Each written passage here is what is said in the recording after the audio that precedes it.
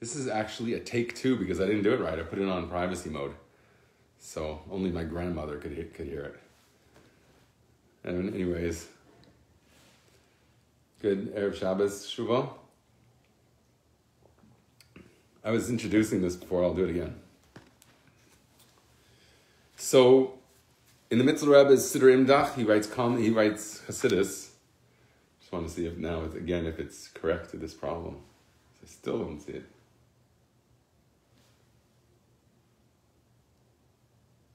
It's still, oh no, it says it's public now. Okay, someone's there. Oh, that's me. Oh, Sean's here. Wow.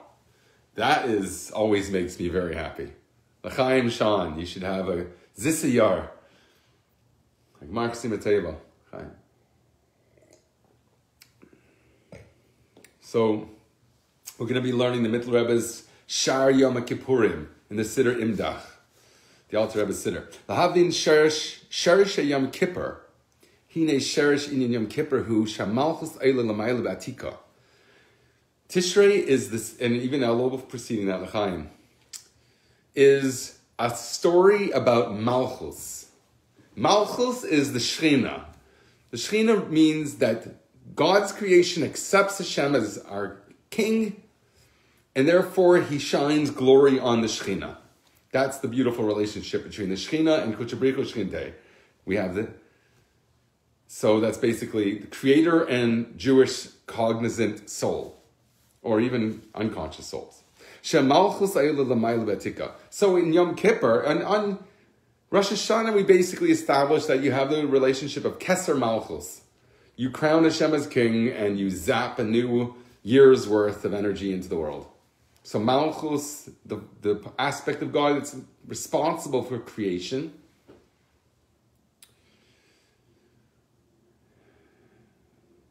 that creation accepts God as king, and that's Rosh Hashanah. What's Yom Kippur? It says here, Malchus goes up. Okay? We went up. Where do we go to? Be'atika. You went into the attic, Atika, which is usually associated with Tainug. Ve'enena, the Kabbalah shefa, b'chinas zerampin. Malchus now is no longer so close with Zeranpin. There's an Asira. It splits from Zeranpin, doesn't receive Shefa, doesn't receive a relationship from Zeranpin anymore. Malchus now, what are you doing? You're going above Zeranpin. Zeranpin's the guy on the throne, no? You're going above his head. And Yom Kippur, you're breaking all the rules. Going to a place where you never go, the Kohen Gadol. He goes into the Holy of Holies. You never go into the Holy of Holies, Renes Friedman said, and inspired me so much when I was a strapping young lad, L'chaim.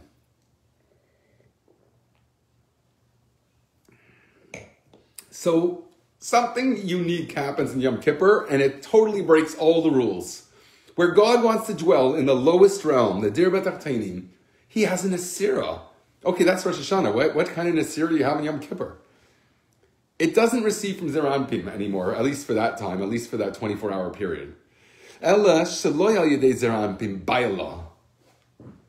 not from Zeranpin, her husband. Malchus has a husband, it's called Zeranpin. What is it, small faces? Zeranpin? I don't know what that means, small faces. Someone that knows Kabbalah better should tell me what that means. You have Arechampin, the long face. Usually in English, long face means he's downtrodden. Zerampin's small face, what are the little smiley faces? So anyways, Malchus and Zerampin, you have Eishes Chayla seems to be a terrorist baila. Here it's called Zerampin's or baila. So, Ele shaloya de Zerampin baila, bala, ha'er, mibchinas, gvura, de atika, da atik yamin. She doesn't get from Zerampin. Where does she get from? She gets light from the aspect of the gvura, the severity of Atik Yamin, Ancient of Days. Atik, we said before, usually goes on Tainug, pleasure. So Malchus, creation, experiences a type of exalted pleasure, a sublime and spiritual specifically. Yom Kippur is a spiritual day. It's not like Kippurim on Purim when we wine and dine and go crazy. Yom Kippur is a serious day of spiritual, internal welcome. Chaim. Yom Kippur is a very intimate day. That's when you go into the Chedrei Chedarim with Besti himself. But it's spiritual. Sukkot is the physical expression of what Yom Kippur is accomplishing, which is basically victory in judgment. If you're put to test, do you stand up to judgment? You know the answer. You don't have to go in there worried. You obviously are happy by where you are because that's exactly where you put yourself. So I'm sure you're ready for Yom Kippur. Everybody's always ready for Yom Kippur in that way of looking at it. You want to be where you are now. Obviously, you need to do that stupid thing one more time and not get it until now. Wow, what we do to ourselves. So this spiritual time is described Kabbalistically as Malchus going up to Atika, getting light not from Zerapin or her husband. Where does she get light from now? Malchus? You? Where do you get light from on Yom Kippur? That's the Gvura of Atik Yamin. That's strange. Gvura is restricting. Why would that be something very powerful? Or Gvura, okay, means might, so it does mean power in the other sense, but according to what its function is it's to create a tzimtzum, a concealment of godliness. But that force is so powerful that it can be used for positive also, not just restrictive, but using those restrictions as empowerments. Look at this morning's class, and I didn't get to finish it, I'm sorry. All H-E-L, whatever, broke loose, and wow. You could sense that on this morning's class at the very end. Anyways, so there's something called Gvura v'atik yamin, v'hen hey gvuras.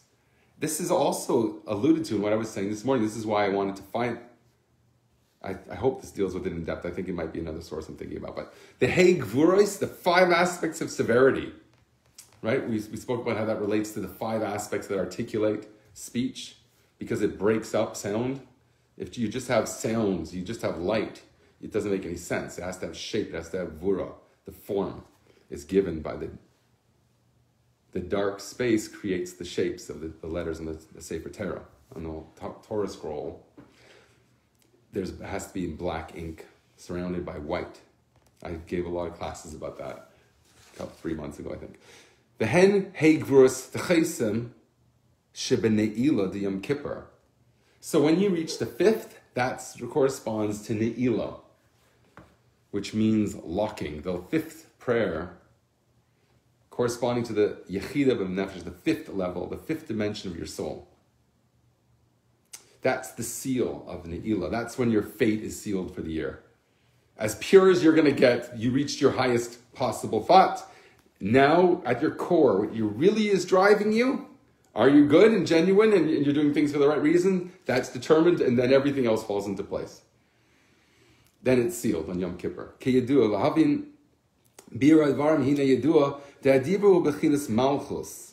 So to understand this whole process, we got to understand Malchus, kingship, in terms of something human. Because this Malchus is a Kabbalistic, spiritual idea. So to understand this, we're going to understand with respect to what does kingship, how is that expressed in our personal behavior? That's speech. If you say, take the garbage out, dear, you just made yourself king, didn't you?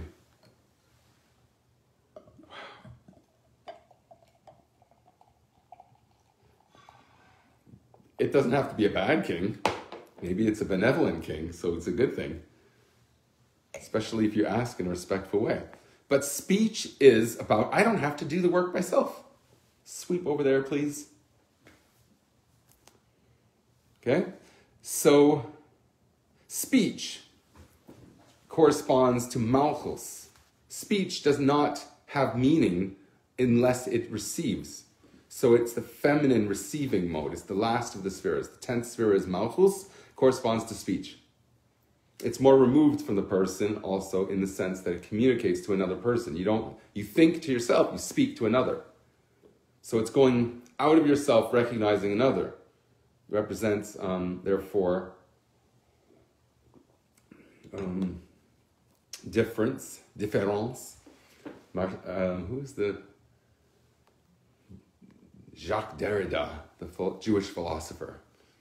Difference, or I forget it all. But anyways, so dibur is kingship. Speech is kingship. And what's particular about speech is that it's always animated by emotion. Or even an emotion of perseverance. If I don't want to talk to somebody, and I do anyways, that's the quality of perseverance embedded within those words. And it probably is lacking the luster of something more internal, like care, for example. So you could have devotion, or duty is even more removed. I do it out of duty. You do it out of love, or you do it out of duty. So here speech is animated by the midas, the qualities Shabalev, which exist in the heart, al derech mashal. Shekel yitzi mehei moitzas murkavhu me'esh ruach gashmiim. Oh, so talking to people, they say corona is transmitted through talking. Why? Because speech comes out from the 5 aspects of articulation, the 5 faculties of articulation, the lips, the tongue, etc. Murkavhu me'esh v'ruach. There's 2 elements that go into sound: fire and wind. Fire is that the corona? Yeah, that would be the corona. The wind is how it gets to you. When you speak, speak is made out of fire and wind. Gashmi, physical. The sheresh hakel hazeh hu nimshach me hevel halev. And the source of this voice emerges from the respiratory system of the heart. That's the circulation system. But in Torah, we seem to merge the two somehow. Are the lungs connected to the heart? Shehevel halev shesham harkava zeis me'esh mayim ruach beruchnius.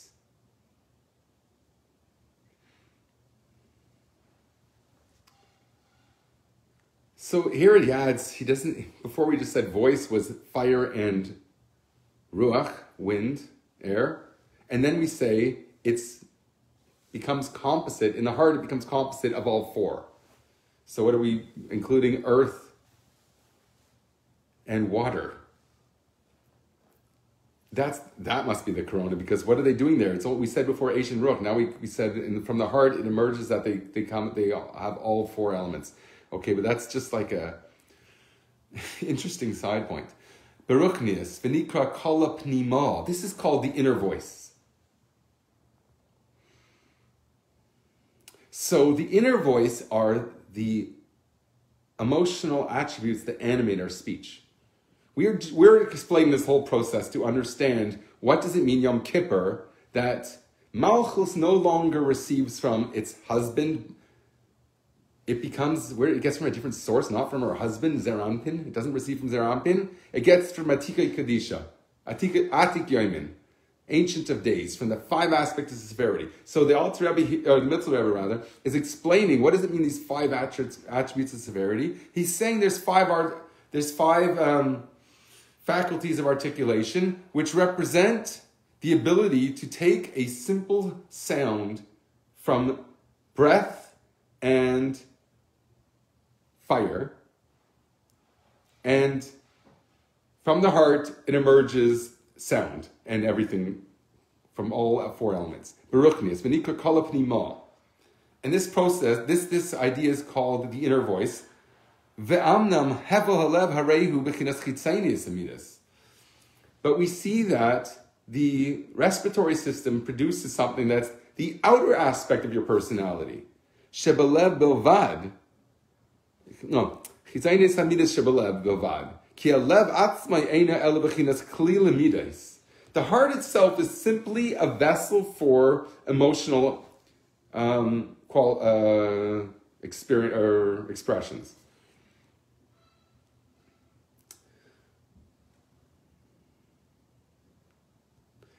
Halev atzmai eina ela b'chinas kli lemides ava v'yira v'rachmanas v'kedema. The heart can have love and fear and mercy. So the heart is a vessel that is, you could put different substances in it, which we just said. Love, fear, mercy. But the heart itself, the heart itself is just a vessel to contain these different components that sort of occupy its space. Okay?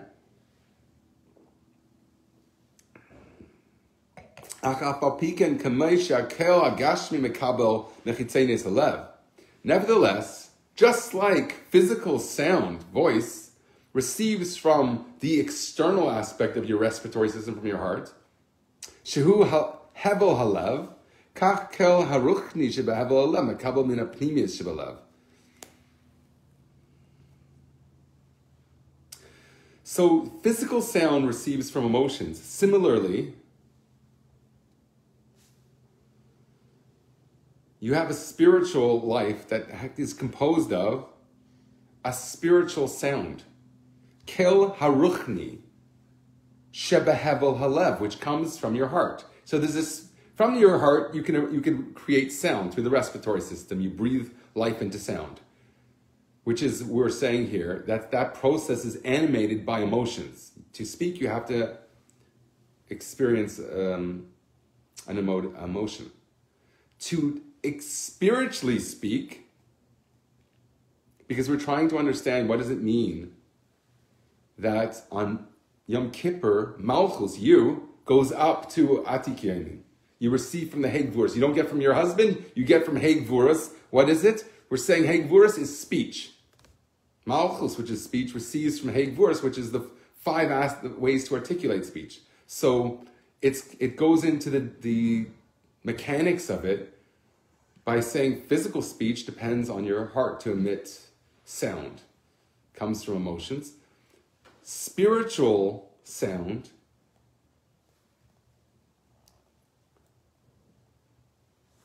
receives from the inner aspect of the heart. The heart has emotions, and then there's something within it. What is that? Vehen hispilus hamidus ava v'yira, which is the expressions of love and fear. Didn't we say that before, that there's an external aspect of expressing love and fear?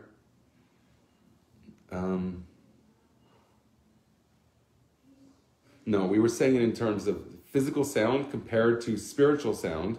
Physical sound is dependent on our emotions. Spiritual sound, kol haruchni shebehevel alev mekabel min pnimius shebelev.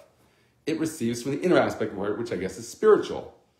So there's a aspect of you that relates to emotions and sound. You can express those emotions. And then there's a parallel experience of the same thing, which are experiences of your emotional life of love and fear, which is usually here talking about your relationship with God.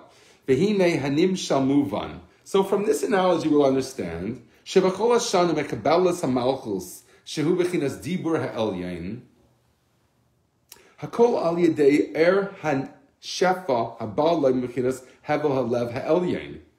So from this, we'll understand the way throughout the year, there's light that extends throughout the year to the world from something called dibur ha'elyain, supernal speech. Okay, remember we're trying to understand Malchus is speech. There's supernal speech, dibur ha'elyain. And that comes from hashefa haba loy bechinas hevel halev ha'elyain. There's a supernal heart that gives rise through the motion to speech. Speech, a king. The Rosh Hashanah is all about what is your decrees throughout the year. In Yom Kippur, it's sealed.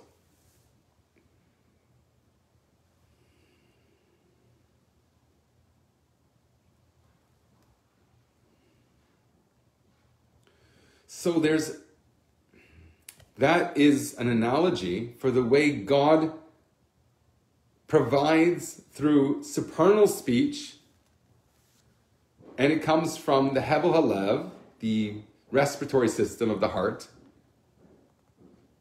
that exists ha'elyon in the supernal realm. Shem bechinas hamidus de zerampin. That corresponds to the emotional qualities of zerampin. Remember, we called zerampin bailo.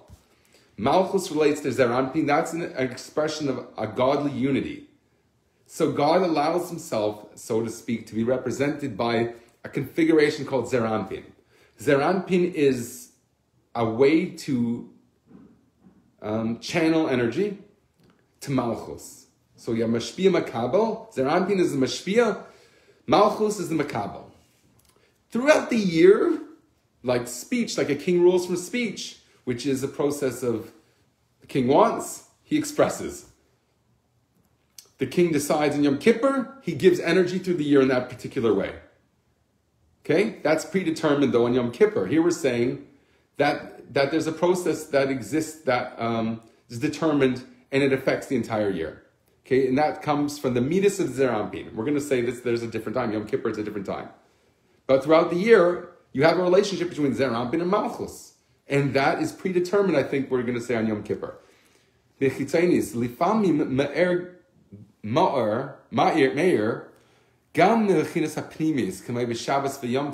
are special days throughout the year where is illuminated within them, not just the external experience of speech, but rather what we call pneumius. Shabbos and Yom Tov. Tonight's Shabbos, right? So you have a process of physical speech, and then you have spiritual speech. Spiritual speech, I think we're saying here, is analogous to the energy that gives life to you or to whatever the world on Shabbos and Yom Tov. Okay?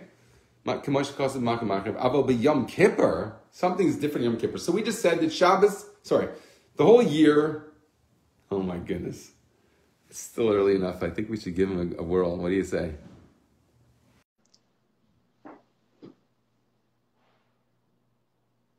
He's coming on. Menachem's coming on, folks.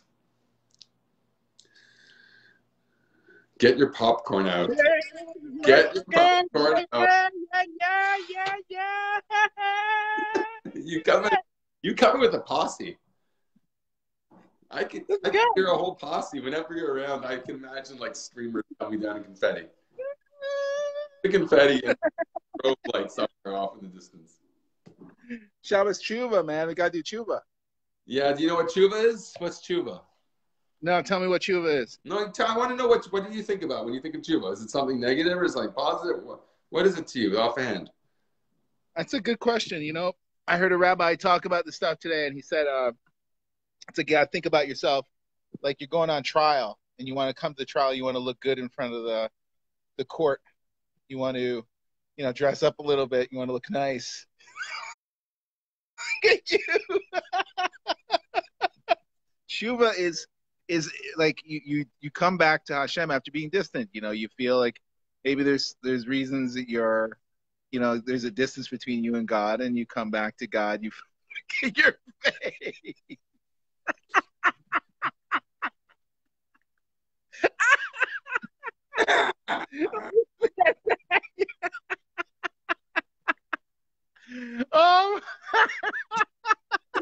Look at your face, dude. When I said that, you were squirming. No, I'm just. Oh my God. Oh my God. I'm sorry. No, I don't know. Shuva, I mean, let's talk about it. What does Shuva mean? What does Shuva mean to you? Did you agree with that? Is that if you were to say that that's the main thing what Shuva is about, would you say that he was right? I need to do some deep soul searching. I need to I don't know. I mean, it's like a hard thing. Like you come before God, what does that mean? I mean, I don't know. I don't have any answers, really. I don't really know. You didn't come before God. Honest with you. Modiani? What did you think about Modiani? What are you thinking about? Your shoelaces? Thank you. I have gratefulness. I say, thank God I'm alive this morning. I'm not dead. I didn't wake up dead. I'm alive, and I see my wife's there. My kids are alive. You could have woken up as like Yoda. If I woke up as Yoda, I'd be like Kafka, man. I like the metamorphosis. Like a little body going around. If I woke up as Yoda, oh my God. Yeah, you didn't. It'd be interesting. I'd like levitating. I'd have a little green body. Would I be Baby Yoda? Hand like a puppet inside him. I didn't think he actually levitated. Mm. I love it, man. This is Shuva, man. Becoming Yoda. Yoda, man. Maybe that's what Yom Kippur is all about. Becoming Yoda. Think you can wax on, wax off? Wax on, wax off. You could. Probably could at this age. You gotta get the phone. Doug's calling me. Can you talk to him, Canara? Can you talk to him? He's calling me on the phone while I'm on Facebook. Canara's over there. Oh, I thought you needed. And you can't hear. I'll speak to him on my friend now. I'm ready for him. Even if it's snuffleupagus and stuff. Snuffleupagus. Yes. Waking up in the morning, you're a snuffleupagus. How would that feel? Yeah, it happened. It's just as awesome. It's a miracle where we wake up the same day as we did when we went to bed. That's a miracle. It is. So maybe that's what Shuva is coming to the awakening, the realization, the knowledge, the knowing that this is a meaningful thing. Does that sound good? I mean, like I appreciate. Thank you, God, for letting me live. I mean, isn't that the Tana Toikef or something? You know, who shall live and who shall die? It's like, don't kill me this year. Sorry. I hope I don't die this year. You know, I hope I live a good life. Oh, man. Oh, man. Look at him. That I am not dismembered this year. I hope I don't get a disease this year. I hope I do. I mean, maybe that's my Yom Kippur, man. I don't know. Oh, that's such really. Menachem, man. Such aspirations. What? It's such high aspirations you have. You should plot this year. Mazel tov. I hope you don't plot. You know, with the chance of plotting by what if you got hit by lightning, you could be like a celebrity. I mean, you're not going to get hit by lightning. You won't win the lottery probably this. But you'll win the lottery every morning. You win the lottery. I'll make sure that you're on Facebook Live. When I get hit by lightning, I'll like make sure you're on Facebook Live, and I'll like press. I'll say, ah! My last electrocution. The final juice. All right, man. I don't know, man. Shabbos Shuva. I don't know. What does it mean? Help me out, man. Why is it this show of Napoli? Hayom Yom goes through the acronym. The Shuva has 5 letters. It's all about 5. There's 5 tefillahs in Yom Kippur. There's 5 aspects to your soul. There's 5 names to your soul. The highest is Yechidah Shebenefesh. Right? Zusha Ben Napoli said, Shuva is be Talmud, be earnest. What's Shavis Hashem? Think about your creator. Think about your friend. Shuva base is Shuva. What's the base? Snei Alachas. Snei Alachas. Why am I thinking? Oh, that's the 5th one. What's the 4th one? My goodness, I forget the 4th. The 5th is Snei Alachas. Be shrewd in humility. Shrewd in humility. And I brought it in humility. That seems like a contradiction, my friend. Shrewd in humility in the fact that don't do it to say Re'uma. Ushma Re'uma. You know who Besuel, father of Rivka Besuel, had a concubine whose name was Re'uma. You know what Re'uma means? Baal Shem Tov says? Re'uma. See the the humility in Ivas be within me. Re'uma. Nice. And then it goes on to list her descendants, which is Tavach, etc. This is like deep meditation, dude. So can I sit on my knees? Can I breathe? And then how do you do that? How do you envision the ma inside yourself? Re'uma. Well, there it's talking about haughtiness. You're haughty because of your humility. You're saying, look at my humility, and that is an arrogance. But that's for a tzaddik, dude. We can't do that. Are you humble? That's not, you're completely upside down. Isn't that a great question? Are you humble? You have it upside down. You say tzaddik is the one that what? That's only, what did you just say? Okay. I said, are you humble? That's exactly what the boss. Are you humble? Humble pie. He says, what happens if you have this thing of Re'uma? Then you have your children are Tavach, Teveach, I say, Yetzahara. The Yetzahara slaughters the person. Tavach, yeah, slaughters. Yeah. So he says, if you have Re'uma, if the concubine, the part of you that you're ashamed of, if that's the way you approach humility, the concubine, right? That's Re'uma. That's humility that's expressed as a way to get attention. So it's the blitus. It's being a schwanz. I spoke about schwanz this morning. The tail sticking out. Being a schwanz. Shut up. That's to kill you. I'm in quarantine right now. I'm not supposed to be touching anybody. You got like a bracelet thing that like explodes if you don't. Oh, they're gonna get me, man. They're watching me right now. They're watching me right now. Boogeyman. The boogeyman watching me, man. It's coming at you. God's a bird that comes to nest, and he touches and he doesn't touch, Rabbi Ginsburg writes. And Parsha says, it speaks about that. So he's touching and not touching, not to overwhelm the Jewish people. Doesn't Tanya. I love it.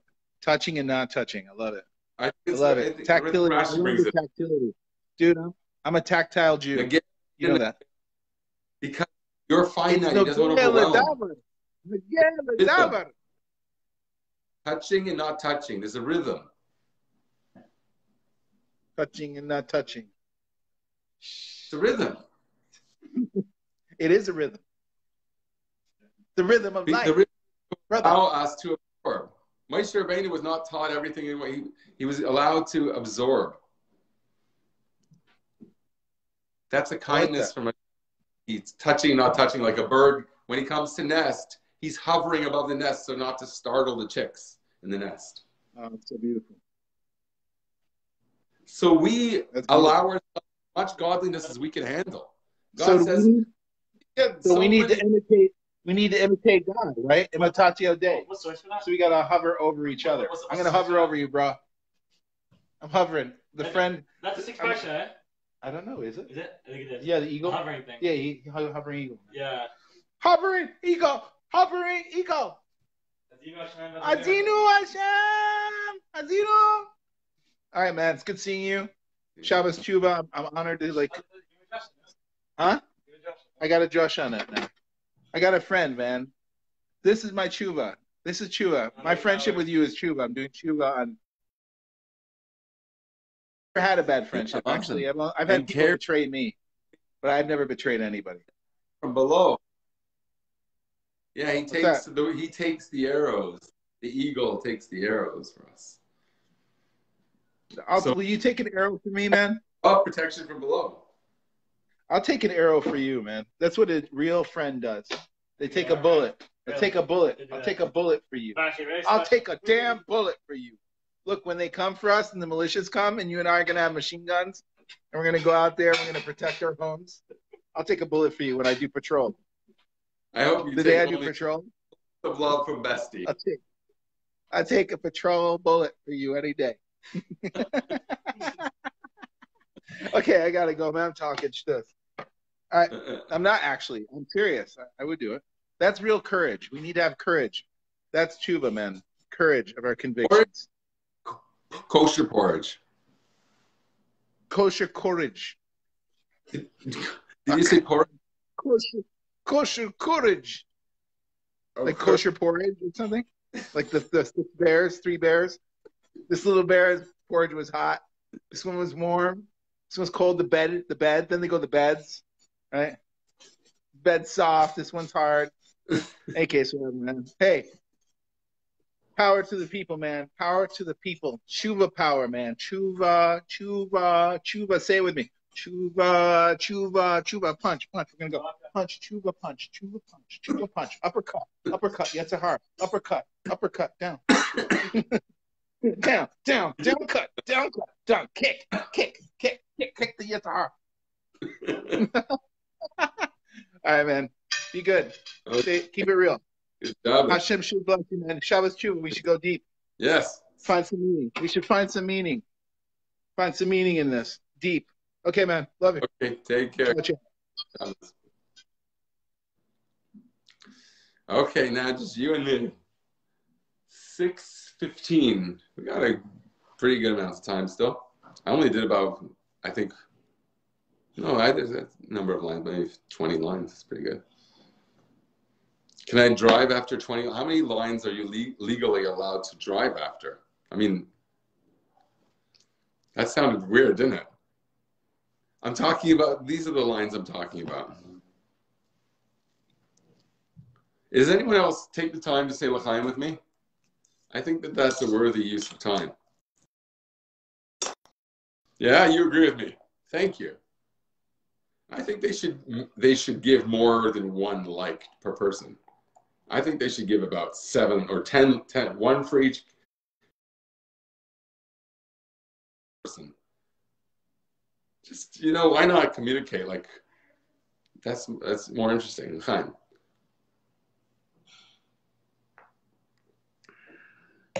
Do I have a mustache now? It was frothy. I think it gave me a mustache and a beard. It gave me a mustache and a beard. Wow, that's powerful beer. That's bear. That's not even beer. I mispronounced that. It's a bear. In Canada, well, that's not very good of me. I'm drinking Belgian beer. I had a boarder from Belgium named Peter. He was a very nice kid. It's good to have good boarders. Wow.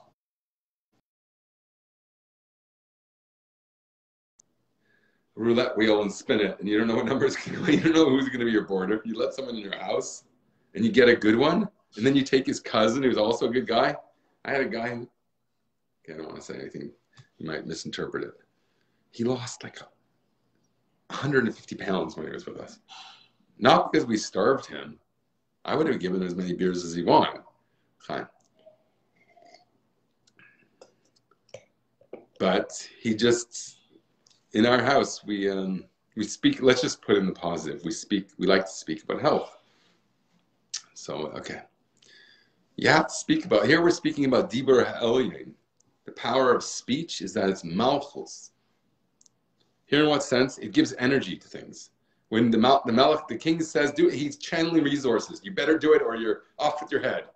So all the resources go to get the job done. So those resources are called, in terms of speech, emotion. And when it's devoted to God, that's the way I'm going to interpret it here, that makes it spiritual. Then that's called kala pnima, the inner voice. Okay? The inner voice means a spiritual voice as opposed to a respiratory system that gives physical voice. I think that's I don't understand. I also, it doesn't make any sense to me. That's the way I'm going to understand it. So just like you can't speak unless you're moved to say something, or you're just obligated by duty. That's also an emotional attribute.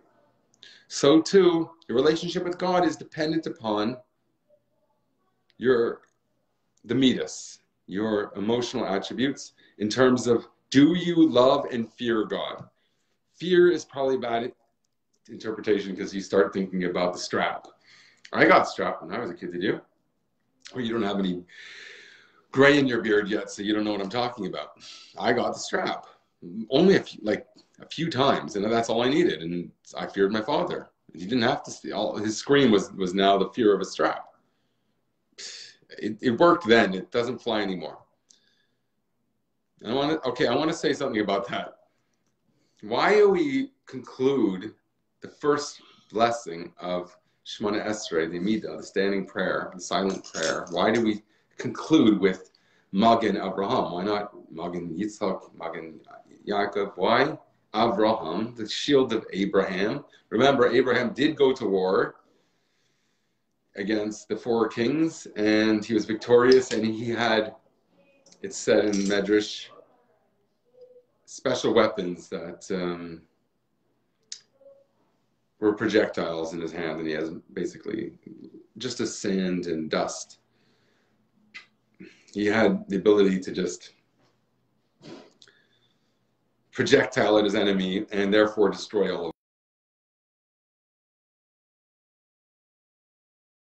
He did in his shield. But the way I understand it is, interestingly, I think, that Avraham is midas chesed. He was benevolent. He fed people in the desert. He had 4 doors on his tent.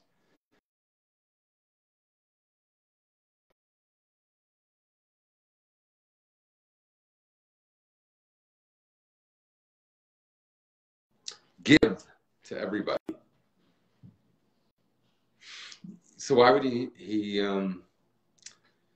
that's the person, I think, that really needs the magen of Avraham, the shield. You need a shield. The Rebbe had secretaries who knew how to shift their weight in a way that you can't get close to the Rebbe if they didn't want you to. The Rebbe would have to dismiss them many times, but he needed that shield. Why? Because the Rebbe was a very giving person, is a very giving person. So you need to have henchmen to protect you, because you can't just give. You got to make sure that you're still mortal. You need to. I mean, the Rebbe did things that were miraculous, physically. For 90 years old to stand for, 6 hours to give out dollars to people. That's bordering on miraculous, and other things, many things, people. But I don't like to focus on that, because if you don't relate, you're just going to think it's a fairy tale. It's better to be Baal Shem Tov, to be someone inspiring of your own. Don't wait for someone to be a Rebbe. Now's the time for, and the Rebbe prepared us for this in Kaiknis and Tashin and Alf. He prepared us for this, that you have to stand on your own. You have to be a light unto yourself. You cannot wait for a Rebbe to take the throne. You can't wait for Mashiach to take the throne. You have to inspire the people around. It's your responsibility. That's why they came into your path. You have to be that inspiring person. Chaim.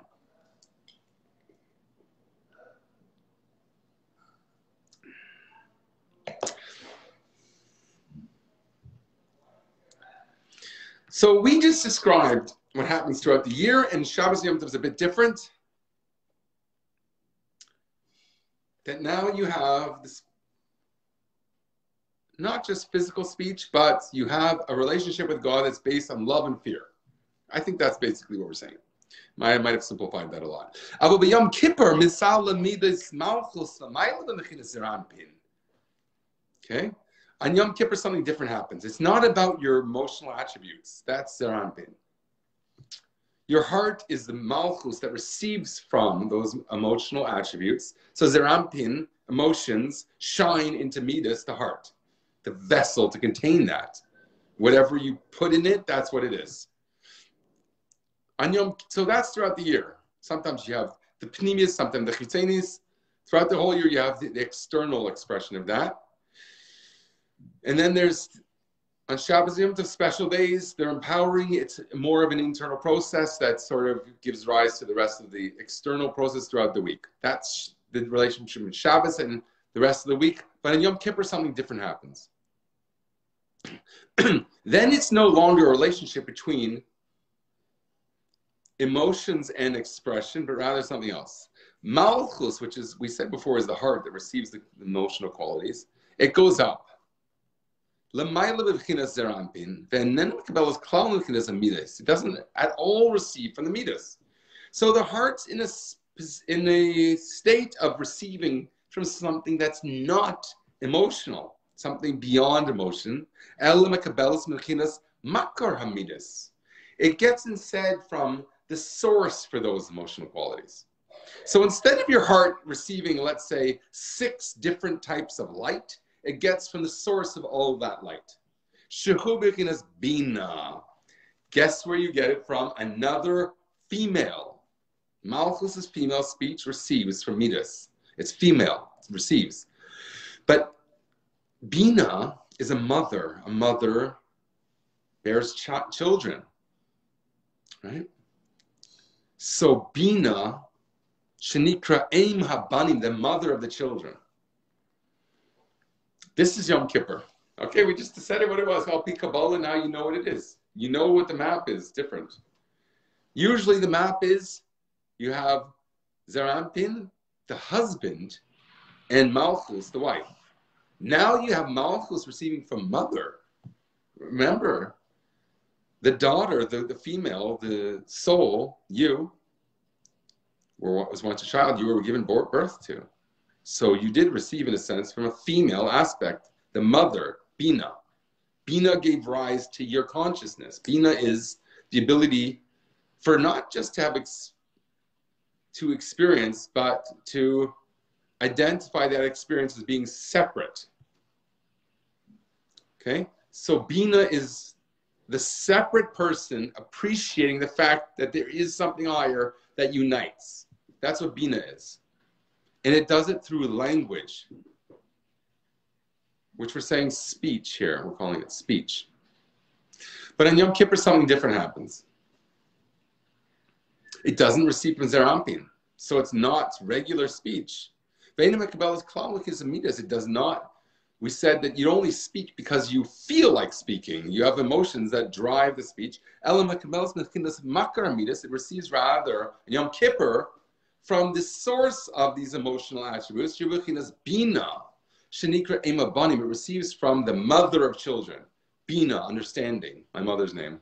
So I love Bina, and it's all. We also know the Shofar is Bina on Rosh Hashanah, and on Yom Kippur we're saying, and we say on Sukkot we say, Makifim de Bina, the Makif, that which surrounds Bina, and that's supposed to be like, how could you possibly sleep in a sukkah when there's the Makifim de Bina are revealed there?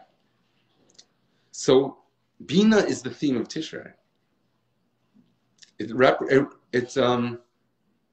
is the acknowledgement of the importance of creation. Tishrei begins with the recognition. This is the day of the beginning of your deeds.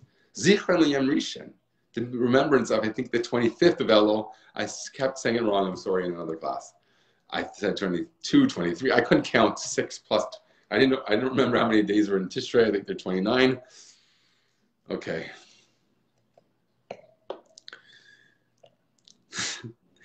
L'chaim.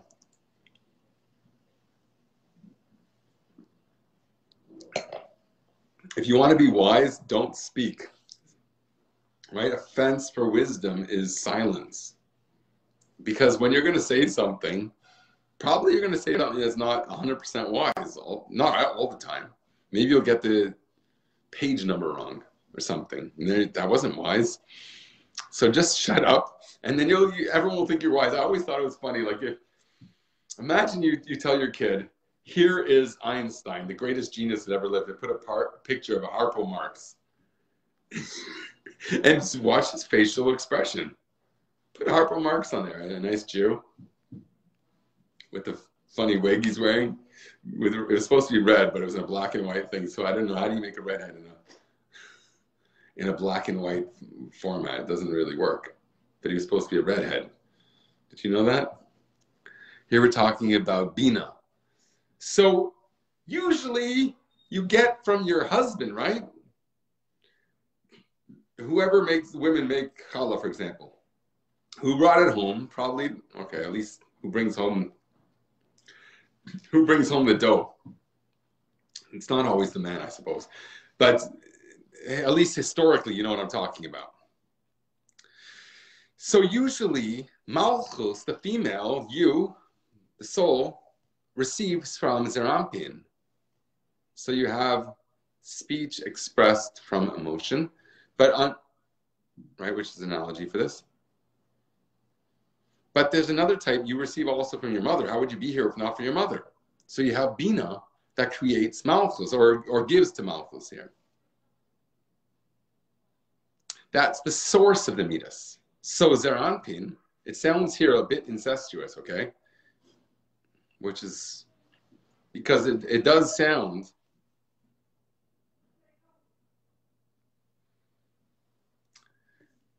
I think that Tzemach Tzedek writes in the mitzvah of the prohibition of having relations with one's sister, I think he writes this, that in physical, you cannot do it. Spiritual, achesi kala, my sister, my bride. The spiritual sense here of that represents a purity of a relationship that's not based on personal benefit.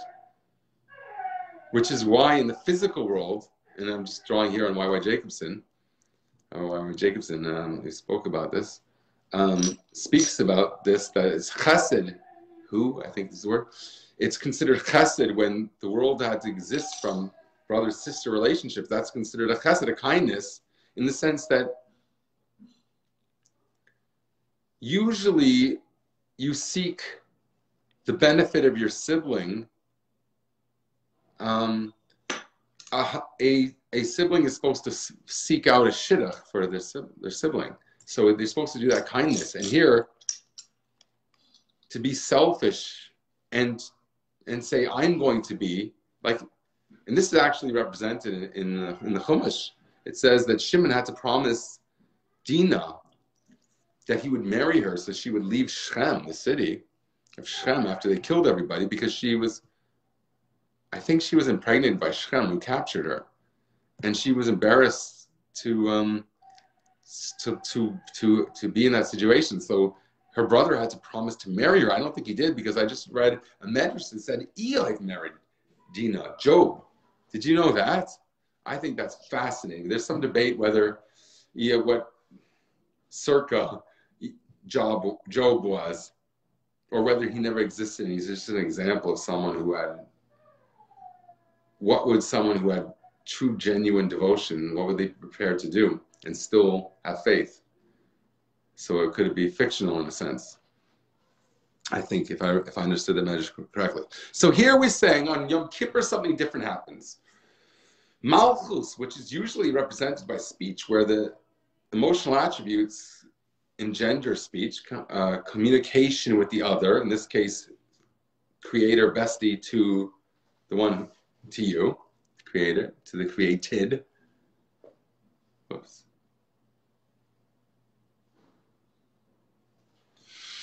On Yom Kippur, it's different. Yom Kippur, it's all about Ema Banim, the mother of the children. The Bina sheresh bechinas Yom Kippur shenikra yevola. Yom Kippur is called a jubilee.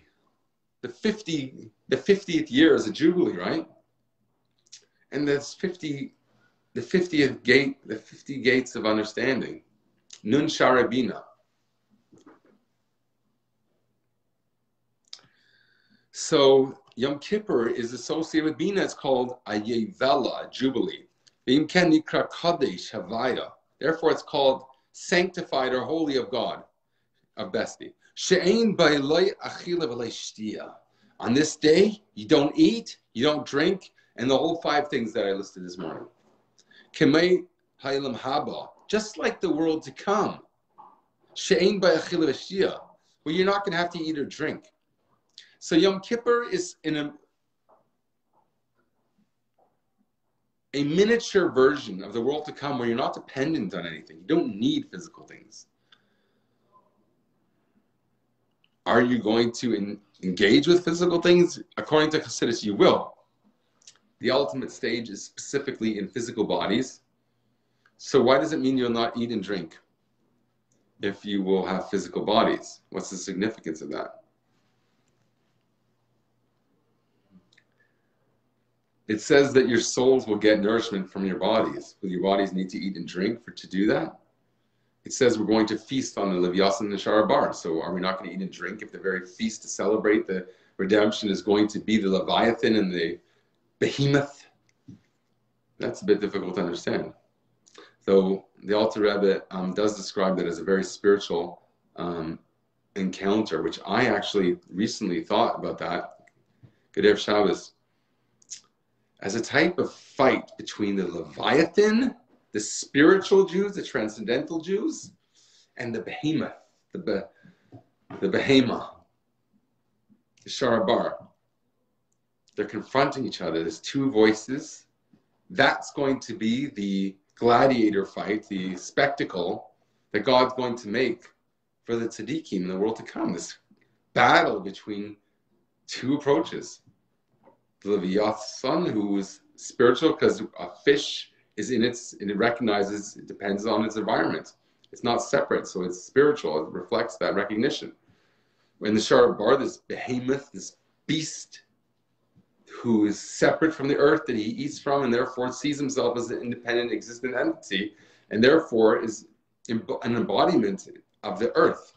These different from the heavens, which is likened to water. It says, interestingly, that the tchelis, the color of blue on your tzitzis, which is supposed to be blue, that's why the Israeli flag is blue and white, to reflect this idea, that the blue, it's really, I think, turquoise or dark turquoise, like teal, that color, resembles the ocean, which resembles the heavens, which resembles the crown of glory, the throne of glory, God's throne, which resembles the heavens, which resembles God's throne. It's this whole process of the color that reflects this, and the water with the heavens.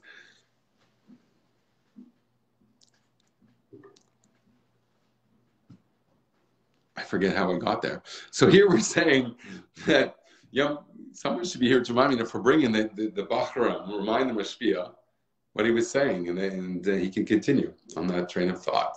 Sometimes you can get lost, especially if you've had 3 beers. It's good to count. It knows what it's important to count. Don't think it's just a very superficial thing. It's important to count. Why? Because you don't want me running off to drive to shul now. I said, I'm not driving Erev Shabbos anymore. You know what? They don't even want me to shul. Maybe I'll stay here. It's too corona worries these days. It's going back to the way it was around Pesach time, which was a horror show, in my opinion. A horror show. That's just what we went through. Total lockdown, what Israel's going through now. Horrible.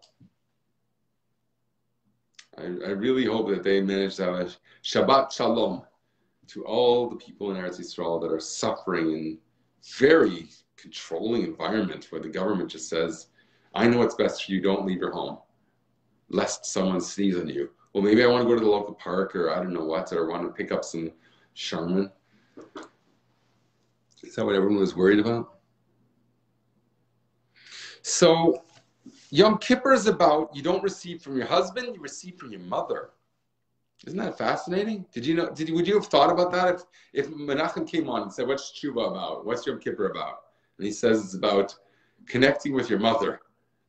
You would say, Freud, what are you talking about? But anyways, according to Kabbalah, Yom Kippur is about, it does not receive from Zerah, it receives from Bina, Ima Banim. Bina Sheresh Bechinas Yom Kippur Shnikra Yevela, which is the Jubilee, Valkan Nikra Kadesh, which is sanctified. It's a special day. It's elevated. She'ein B'Leiachil V'Leishtia. You don't eat and drink. You're not physical. It's a spiritual day. Kemei Haba Ha'ilam Haba She'ein B'Leiachil V'Leishtia. Just like the world to come, which is spiritual. I ruined all your plans. I don't know. I have spoken so many times about how the world to come is specifically not what we're saying here that it is. Like Yom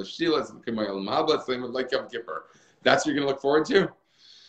I can't, I've never ever spoken about this before. Ki gam, except when I read the Malbim, which is a lot. Ki gam ha'ilam haba b'chinas bina yedua b'yud nivra ha'ilam haba ma'in liyesh liyes v'eskalas chulu. Because also the world to come, which is the aspect of Bina, as is known, that God created the world to come with a letter Yud. That's very confusing because Yud is Chochmah. So why are we talking about? He's saying he used the Yud to go into Bina, the Yichud Avah. The Yud is also the smallest of letters, which are representative. Paiseach es Yadacha, your hands. Yud, Yudacha. Chassidus explains, open up your Yud, the Chochmah, the seminal light source of the Yud. So here we're saying Bina is Kidib Shiv Yud Nibra Ilm Haba. The world to come was created with the Yud. What? Bina was a Hey. Ma'ayin Liyesh. It was created ex nihilo in the world to come with the Yud. Liyais biskalas, to be revealed. So that must be the Bina. So the Yud has to be revealed, so therefore there's Bina. I think that's what it means here, because this is extremely concise. And the Mittler Rebbe is known for being Harchavas Hanar. It's the breadth of the river. It's supposed to be very expansive, but I'm telling you, this is so concise. The Bina Nikra Yesh. Bina is called Yesh,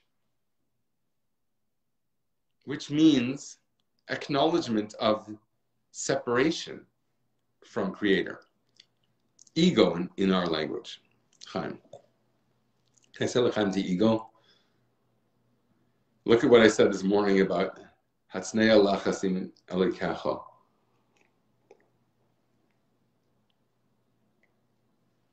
I just thought of an interpretation of that. Why does it say Elikecha? It says, the first one was what was it? Shuva Yisrael Havai Elikecha, or it says Havai Elikecha. Here it just says Hatznei Lachasim Elikecha. Where's Havaya? Where does God's name Yekivake appear there? Doesn't. So it seems to be when you're just expressing yourself in terms of nature, then you have to be Hatznei Alachas. Why should you be Hatznei? What's that part of Shuva? Is it Shuva to be a tzaddik and peltz, as I was saying this morning? Is that repentance to just conceal all of your righteousness so that everybody else is left with no leader whatsoever? You have to put Trump and this imbecile on the tick off. I'm gonna tick off. And then I'm just going to beat up the other guy if I lose.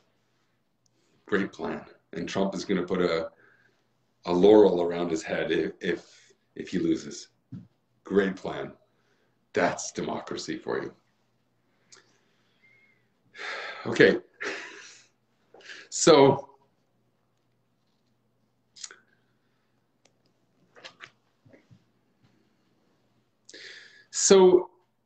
Bina, it's called Yesh. Bina's Nikra Yesh. Bina understanding is all about Yesh. It's about ego. And at the aspect of Bina, there's no eating and drinking. That makes no sense to me at all. Like, let's see what it means, because that's really bothersome. It says Isparnasumina. You're supposed to learn Chassidus in a way that Isparnasum. You're supposed to have Havana, that's Saga, which means Isparnasum. You're getting you're sustained through it. Here we're saying Bina is Ein Bayachil V'Shtia. The world to come is Bina. You don't eat or drink. What? It's all about understanding. Tam is flavor. You have to eat something, you have to consume something to understand it. And Bina is all about understanding. Here we're saying Bina Ein Bayachil V'Shtia. I don't understand this. V'lei Shar Inyanim. And you also can't do other things, Gashmiyim, physical things, like the 5 things you can't do in Yom Kippur. Kirachitza v'sicha v'nil sasando. He enumerates them, and then he says chulu, etc., omitting the last one. You can't eat, you can't drink. That's one. You cannot wash, you cannot anoint, you cannot wear leather shoes, and you can't have intimacy with your wife. V'tam lazeh, or husband. V'tam lazeh. Hine muvan ki kol yanim hagashmi hanal be'achiluchulu. And the reason for this is that all these physical things like eating, etc., the things that are prohibited in Yom Kippur, kulam nilkachim b'sherish makar chaitzvam. All of them emerge and are taken from nilkachim. They're taken from the source and root from which they were hewn. Hewn, hakol bechinas hamidas dezerampin. The regular year, remember we said, zerampin gives to malchus. What does that mean? Midas give to sound. Your characteristics, your emotional attributes give rise to speech. Or physical things get energy to exist. That's the whole world. On Yom Kippur, something different happens. Tetzulas liyais ki bechinas hamidas boim lidei hishtalshus metzulas libria umibria liyatzira, being that the midas come to be revealed from the world of Atzilus, which is just the total expression of bestie and nothing else. You don't know that you exist at that level. To Bria, when you do know you exist and you know that your whole purpose is bestie. And then Yitzira, when there's this possibility to deny that, emerging, but very minimally.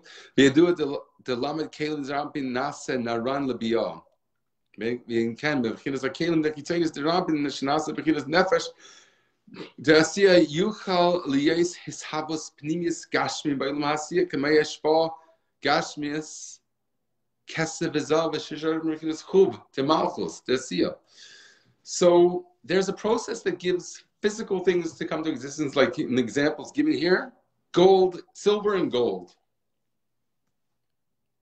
which come from Chochmah and Bina of Malchus Vasiya. That's the wisdom and understanding of Malchus in the lowest world of Vasiya.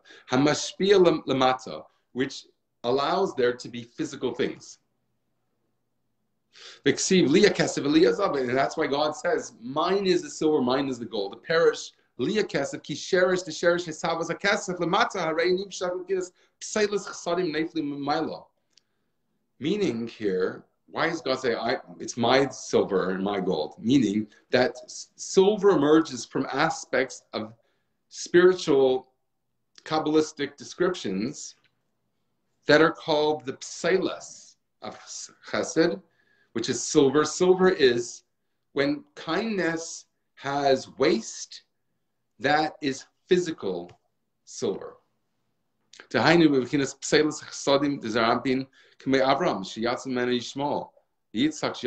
finish my thing I said before about Avram. I said, Magen Avram, why would you have to have a shield for Abraham? Because Abraham is giving. Oh, I gave you the example of the Rebbe having secretaries which acted as his henchmen, in a sense, to not let people take advantage of such a kind person. So that's why you need a shield for Abraham. So God was his shield. God looks out for people like that. Yes, he can't always stay like that. He went to war. There were times that he had to actually surrender. When did he have to surrender? Who could say? Shawnee, you still here? When did Abraham have to surrender? To his wife. Shema B'Kela, listen to her. Do what she says. That's a type of surrender. And that took God himself again. Magen Avraham was his shield to also tell him when to surrender. It's also you need a shield to tell you that what's good for you. Sometimes you do have to surrender when the other side's right. You couldn't fathom Sarah's depth at that point, so you need a higher source to tell you to listen to that voice. So in a sense, we say that Sarah was a greater prophetess than Abraham was a prophet. But here we see that Abraham was told when to listen to her. So it's not like he was left in the dark. Fascinating. I just realized that. In a sense, Abraham was in his, not necessarily higher, but at least since he was able to see that with the wisdom in what she said, because he had prophecy, so his prophecy allowed him to benefit from her deeper level of prophecy. Isn't that a cool idea? Who's around still? Chaim. 6:50. It's getting very close. I think it's Shkia now. No, God forbid. It's candlelighting now. I'm gonna say L'chaim and good Shabbos to everyone. I didn't really finish this idea, but maybe there's always a Sunday. I know Sundays are busy here of Yom Kippur. Good Shabbos Shuva to everyone. Blessed Shabbos Shuva. And I think we're gonna see Mashiach very soon, like now, L'chaim.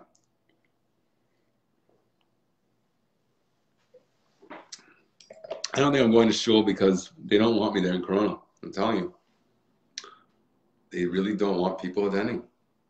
And I'm not the kind of guy to worry about these things, but I don't like being where I'm not wanted. And if they don't want me for a good reason because they're afraid for B'kuk Nefesh, then I don't think it's a mitzvah to impose myself on them. And I'm sure Bestie understands that I'm not just being lazy. I don't want to. I'm still here. I am a good Shabbos, Shuva. Yes, you're here until the last minute with me, Sean. Thank you. It really, if you do this, even if you just do it for me, if I'm talking complete shtus, but you want to do a favor to someone, that itself is, I think, at least partially worthy mitzvah. So I hope you have a blessed Shabbos, and thanks for hanging in here. Someone else came on. So blessed Shabbos to you too. It doesn't show me everyone that comes on. You have to like throw confetti on me or something for me to know. So I didn't get to finish even this paragraph, which is a shame, because this is really geschmack. It's my pleasure to have you here. Wow. You got to come on when Menachem comes on. Try and be ready. When Menachem usually is coming on. And by the way, Saturday night, Yelena Finkel has this really cool arts show that goes all night Motzei Shabbos. So I think that's a cool place to go to and say, let Rabbi Boruch speak. Okay, anyways, it's kind of like, nah, I better go. Anyways, I wish everyone a blessed Shabbos and Mashiach now.